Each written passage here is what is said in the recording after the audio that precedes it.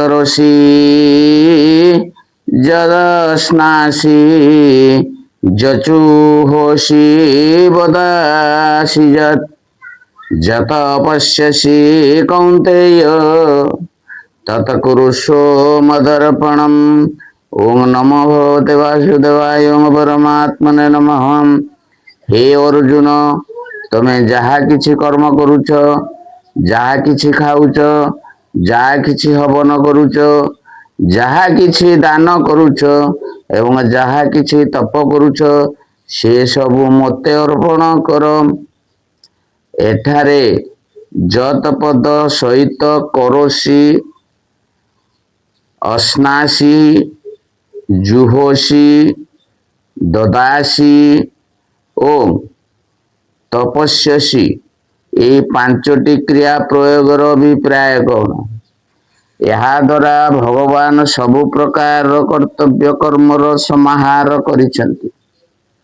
ଅଭିପ୍ରାୟ ହେଲା ଯଜ୍ଞ, ଦାନ ଓ ତପ ଛଡ଼ା ଜୀବିକା ନିର୍ବାହ ଆଦି ପାଇଁ କରାଯାଉଥିବା ବର୍ଣ୍ଣ, ଆଶ୍ରମ ଓ ବ୍ୟବହାରିକ କର୍ମ ତଥା ଭଗବାନଙ୍କର ଭଜନ, ଧ୍ୟାନ ଆଦି ଯେତେ ବି ଶାସ୍ତ୍ରୀୟ କର୍ମ ରହିଛି, ସେ ସବୁର ସମାବେଶ ଯତ୍ କରୋଷିରେ କରାଯାଇଛି।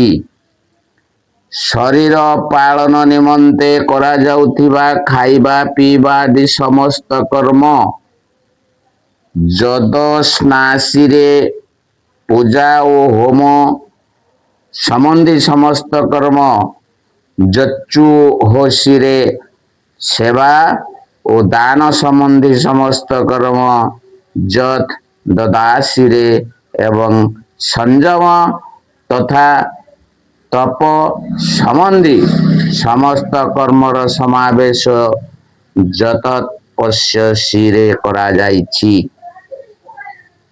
ଉପରୋକ୍ତ ସମସ୍ତ କର୍ମ ଭଗବାନଙ୍କ ଠାରେ ଅର୍ପଣ କରିବା କଣ?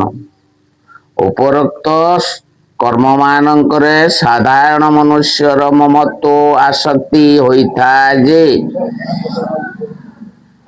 ହୋଇଥାଏ ତଥା ସିଏ ସେଥିରେ ଫଳ ଆଶା ରଖେ। ଅତଏବ ସମସ୍ତ କର୍ମରେ ମମତ୍ଵ, ଆସକ୍ତି ଓ ଫଳ ଆକାଂକ୍ଷା ତ୍ୟାଗ କରିଦେବା ଏବଂ ସମସ୍ତ ଜଗତ ଭଗବାନଙ୍କର, ମୋର ମନ, ବୁଦ୍ଧି, ଶରୀର ତଥା ଇନ୍ଦ୍ରିୟ ମଧ୍ୟ ଭଗବାନଙ୍କର ଏବଂ ମୁଁ ସ୍ୱୟଂ ଭଗବାନଙ୍କର। ଅତଏବ ମୋ ଦ୍ୱାରା ଯାହା କିଛି ଯଜ୍ଞାଦି କର୍ମ କରାଯାଉଛି, ସେ ସବୁ ମଧ୍ୟ ଭଗବାନଙ୍କର ହିଁ ଅଟେ। କାଠ କଣ୍ଢେଇକୁ ନଚାଉଥିବା ସୂତ୍ରଧାର ପରି ଭଗବାନ ହିଁ ମୋ ଦ୍ୱାରା ସବୁ କିଛି କରାଉଛନ୍ତି ଏବଂ ସେ ହିଁ ବିଭିନ୍ନ ରୂପରେ ସବୁର ଭୋକ୍ତା, ମୁଁ ତ ନିମିତ୍ତ ମାତ୍ର। ଏପରି ବୁଝି ଭଗବାନଙ୍କର ଆଜ୍ଞା ଅନୁସାରେ ତାଙ୍କ ପ୍ରସନ୍ନତା ପାଇଁ ହିଁ ନିଷ୍କାମ ଭାବରେ ଉପରୋକ୍ତ କର୍ମ ସବୁ କରିବା ହିଁ ସେ ସବୁ କର୍ମ ଭଗବାନଙ୍କୁ ଅର୍ପଣ କରିବା। ପ୍ରଥମେ କୌଣସି ଅନ୍ୟ ଉଦ୍ଦେଶ୍ୟରେ କରାଯାଉଥିବା କର୍ମକୁ ପରେ ଭଗବାନଙ୍କୁ ଅର୍ପଣ କରିବା। କର୍ମ କରୁ କରୁ ମଝିରେ ହିଁ ଭଗବାନଙ୍କୁ ଅର୍ପଣ କରିଦେବା। କର୍ମ ସମାପ୍ତ ହେଉ ହେଉ ଭଗବାନଙ୍କୁ ଅର୍ପଣ କରିଦେବା ଅଥବା କର୍ମର ଫଳକୁ ଭଗବାନଙ୍କୁ ଅର୍ପଣ କରିଦେବା। ଏପରି ଅର୍ପଣ ପ୍ରକୃତରେ ଅର୍ପଣ କରିବା ନା ନୁହେଁ। ଏପରି କରିବା ମଧ୍ୟ ଭଗବାନ ହିଁ ଅର୍ପଣ କରିବା। ପ୍ରଥମେ ପ୍ରଥମେ ଏପରି ହୋଇଥାଏ। ଏପରି କରୁ କରି ହିଁ ଉପରୋକ୍ତ ପ୍ରକାରରେ ପୂର୍ଣ୍ଣତ ଭଗବାନ ଅର୍ପଣ ହୁଏ। ଏପରି ଭାବରେ ସମସ୍ତ କର୍ମ ଆପଣଙ୍କୁ ଅର୍ପଣ କରିଦେଲେ କଣ ହେବ? ଏହି ଜିଜ୍ଞାସା ଉପରେ ଭଗବାନ କହୁଛନ୍ତି, ଶୁଭାଶୁଭ ଫଳେଙ୍ଗରେ ଏବଂ ମୁଖ୍ୟ ସେ କର୍ମ ବନ୍ଧନେ ସନ୍ନ୍ୟାସ ଯୋଗ ଯୋଗତାତ୍ମା ବିମୁକ୍ତ ମାମପେଷ୍ୟସି। ଏପରି ଭାବରେ ଯେଉଁଥିରେ ସମସ୍ତ କର୍ମ ମତେ ଅର୍ପଣ କରାଯାଏ ସେହି ସନ୍ନ୍ୟାସ ଯୋଗରେ ଯୁକ୍ତ ଚିତ ହୋଇ ଅର୍ଥାତ ଫଳ ଶକ୍ତି ତ୍ୟାଗ ପୂର୍ବକ ସମର୍ପଣ ବିରୁଦ୍ଧରେ କର୍ତ୍ତବ୍ୟ କର୍ମ କରି ତୁମେ ଶୁଭାଶୁଭ ଫଳ ରୂପକ କର୍ମ ବନ୍ଧନରୁ ମୁକ୍ତ ହୋଇଯିବ ଏବଂ ସେଥିରୁ ମୁକ୍ତ ହୋଇ ମତେ ପ୍ରାପ୍ତ ହେବ।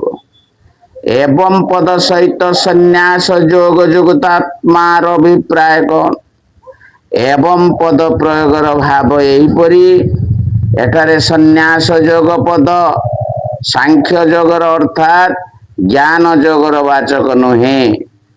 ପୂର୍ବ ଶ୍ଲୋକ ଅନୁସାରେ ଏଠାରେ ସନ୍ନ୍ୟାସ ଯୋଗ ହେଉଛି ସମସ୍ତ କର୍ମକୁ ଭଗବାନଙ୍କ ଠାରେ ଅର୍ପଣ କରିଦେବା। ଅତଏବ ଯାହାଙ୍କର ଆତ୍ମା ଏପରି ସନ୍ନ୍ୟାସ ଯୋଗରେ ଯୁକ୍ତ ହୋଇଥାଏ, ଯାହାଙ୍କର ମନ ଓ ବୁଦ୍ଧିରେ ପୂର୍ବ ଶ୍ଲୋକରେ କଥନ ଅନୁସାରେ ସମସ୍ତ କର୍ମ ଭଗବାନଙ୍କୁ ଅର୍ପଣ କରିଦେବା ଭାବ ସୁଦୃଢ ହୋଇଥାଏ, ତାହାକୁ ସନ୍ନ୍ୟାସ ଯୋଗ ଯୁକ୍ତାତ୍ମା ବୋଲି ବୁଝିବା ଉଚିତ। ଶୁଭାଶୁଭ ଫଳ ରୂପକ କର୍ମ ବନ୍ଧନରୁ ମୁକ୍ତ ହେବା ଏବଂ ସେଥିରୁ ମୁକ୍ତ ହୋଇ ଭଗବାନଙ୍କୁ ପ୍ରାପ୍ତ ହେବା କଣ? ଭିନ୍ନ ଭିନ୍ନ ଶୁଭାଶୁଭ କର୍ମ ଅନୁସାରେ ସ୍ୱର୍ଗ ନରକ ପଶୁ ପକ୍ଷୀ ଏବଂ ମନୁଷ୍ୟ ଆଦି ଲୋକ ମଧ୍ୟରେ ନାନା ପ୍ରକାର ଯୋନିରେ ଜନ୍ମ ହେବା ତଥା ସୁଖ ଦୁଃଖ ଭୋଗ କରିବା ହିଁ ଶୁଭାଶୁଭ ଫଳ। ଏହାକୁ କର୍ମ ବନ୍ଧନ କହନ୍ତି, କାରଣ କର୍ମ ଫଳ ଭୋଗ କରିବା ହିଁ କର୍ମ ବନ୍ଧନରେ ପଡ଼ିବା। ଉପରୋକ୍ତ ପ୍ରକାରରେ ସମସ୍ତ କର୍ମ ଭଗବାନଙ୍କୁ ଅର୍ପଣ କରିଦେଉଥିବା ମନୁଷ୍ୟ କର୍ମ ଫଳ ରୂପକ ଜନ୍ମ ପୂର୍ବ ଜନ୍ମରୁ ଓ ସୁଖ ଦୁଃଖ ଭୋଗରୁ ମୁକ୍ତ ହୋଇଯାଏ। ଏହା ହିଁ ଶୁଭ ଫଳ ରୂପକ କର୍ମ ବନ୍ଧନରୁ ମୁକ୍ତ ହୋଇଯିବା। ମୃତ୍ୟୁ ପରେ ଭଗବାନଙ୍କ ପରମ ଧାମରେ ପହଞ୍ଚିଯିବା ବା ଇହ ଜନ୍ମରେ ଭଗବାନଙ୍କୁ ପ୍ରତ୍ୟକ୍ଷ ପାଇବା ହିଁ ସେହି କର୍ମ ବନ୍ଧନରୁ ମୁକ୍ତ ହୋଇ ଭଗବାନଙ୍କୁ ପ୍ରାପ୍ତ ହେବା। ପୂର୍ବ ଶ୍ଲୋକରେ କଥନ ଅନୁଯାୟୀ ଦର୍ପଣ କର୍ମ କରୁଥିବା ମନୁଷ୍ୟ ଅଶୁଭ କର୍ମ ତ କରେ ନାହିଁ, ପୁଣି ସେ ଅଶୁଭ ଫଳରୁ ମୁକ୍ତି ପାଇବା କଥା ଏପରି କୁହାଗଲା।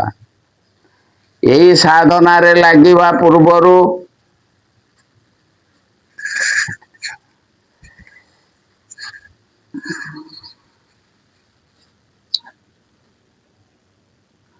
ଅନେକ ପୂର୍ବ ଜନ୍ମରେ ଓ ଏହି ଜନ୍ମରେ ମଧ୍ୟ ତାଙ୍କ ଦ୍ୱାରା ଯେତେ ଅଶୁଭ କର୍ମ ହୋଇଛି ଏବଂ ସର୍ବାରମ୍ଭା ହିଁ ଦୋଷେଣ ଧୂମେନାଗ୍ନିରିବାବୃତାଃ ଅନୁସାରେ ବିହିତ କର୍ମ କରିବା ଦ୍ୱାରା ଯେଉଁ ଆନୁଷଙ୍ଗିକ ଦୋଷ ହୁଏ ସେ ସବୁର ମଧ୍ୟ ଭୋଗ ଦର୍ପଣ କର୍ମ କରୁଥିବା ସାଧକ ମୁକ୍ତ ହୋଇଯାଆନ୍ତି।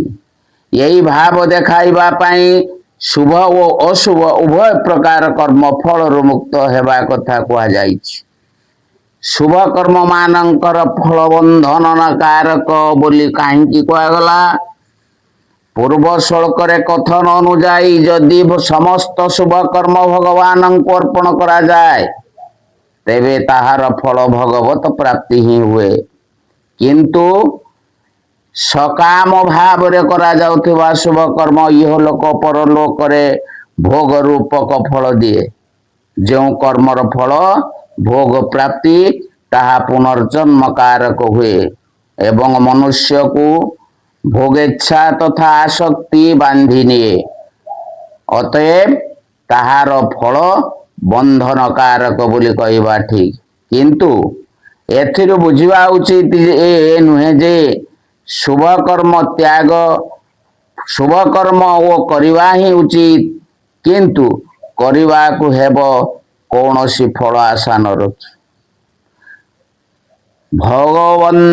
ଭଗବତ ଦର୍ପଣ ବୁଦ୍ଧିରେ ଏପରି କଲେ ଫଳ ବନ୍ଧନକାରକ ନ ହୋଇ ଭଗବତ ପ୍ରାପକ ହେବ।